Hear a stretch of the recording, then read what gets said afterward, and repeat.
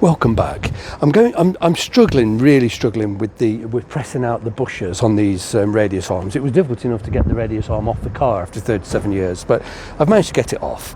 And you know, people sort of say, "Oh, no problem. Just it's really easy. You just use a large socket and just press it through." Well, that's in theory, yes. The practice is somewhat different. Look at the shape of the radius arm. The radius arm has got these flanges here and here.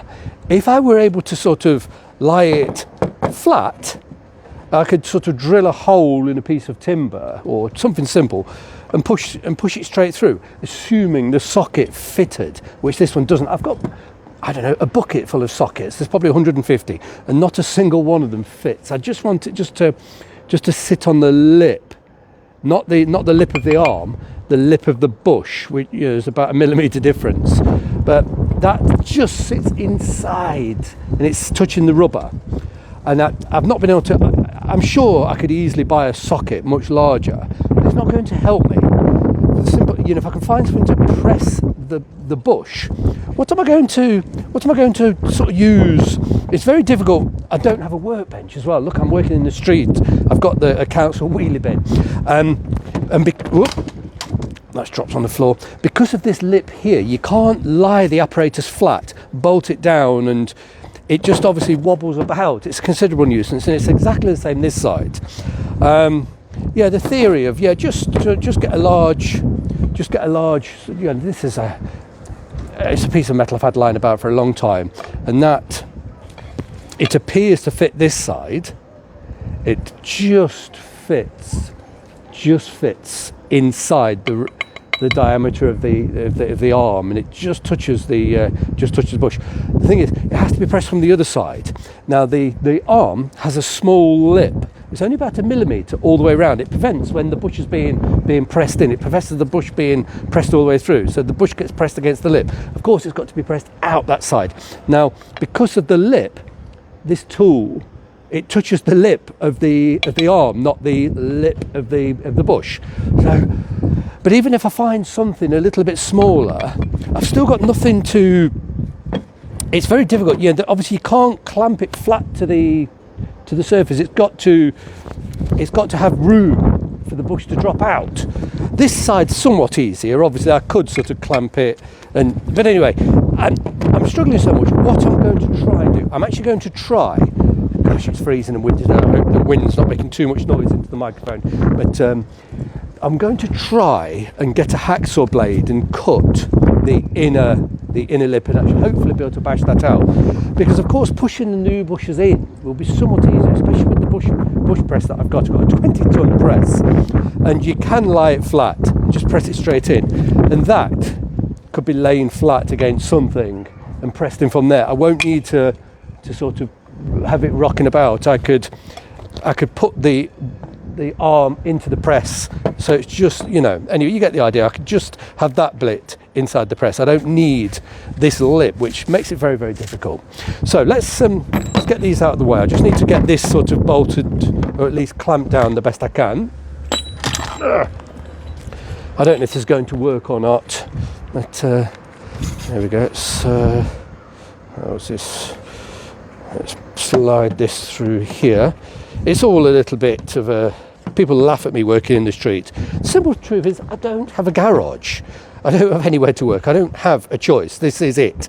I either pay somebody else thousands and thousands of pounds to do the work that I am capable of doing myself, or I don't do it at all, or, you know, I just struggle in the street like this, and this is my preferred choice, just to struggle in the street.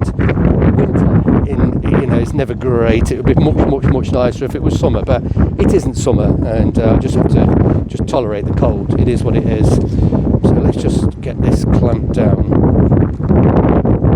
Hopefully this will work. I've not tried it, so I don't know. I need to have it clamped on a bit of an angle, because if I lie the arm flat, I'm just not tall enough with the radius arm on this bin. I need to be about 6'10" tall, and that's not a lot. So let's try again. Yeah, big due to the limitations in my height, I need to sort of angle the arm. Right, let's get my hacksaw. Ugh. Because it's got slots in the there's slots in the rubber. I can slip the blade. Oh, great! The other side of there. I just have to pause the camera and go and retrieve that. It's bounced under somebody else's car. The other my saw's dropped. Let me just pause the camera and retrieve my saw. All right, let's start the camera back again. It's taken me a good few minutes to arrange the saw with the blade through the cut in the rubber. It's actually not a standard saw.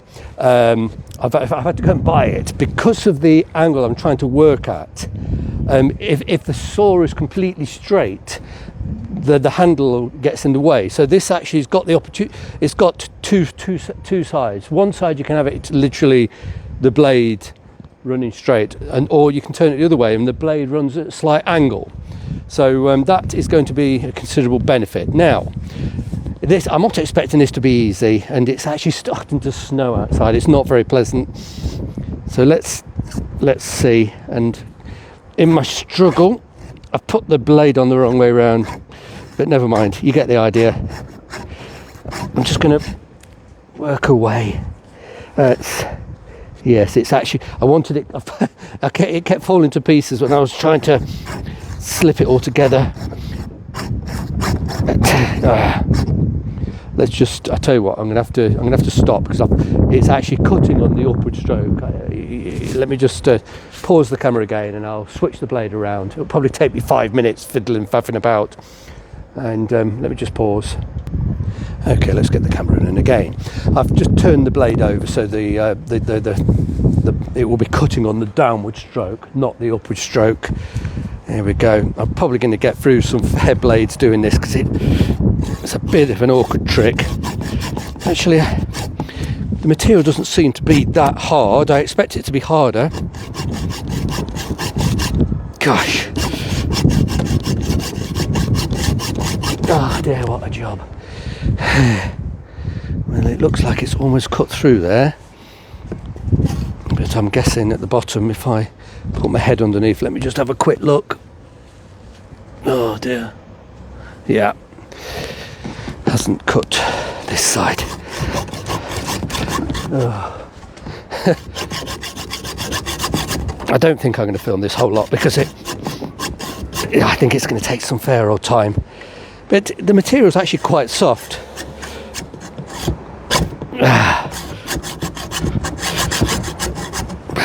Obviously, I will end up cutting a channel in the lip on the other side of the radius arm, but the lip's there more for guidance. It's not going to present a problem to the integrity of the arm. Even with a little slot cut in the lip, it will still prevent the new bush being pressed through. Now then,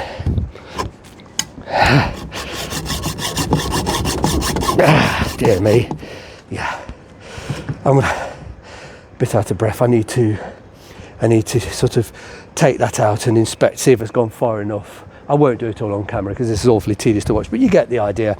And I'll do the other side because there's another slot, and I'm hoping I should be able to sort of, knock the bush out, clean everything. It's a considerable nuisance, but we are where we are.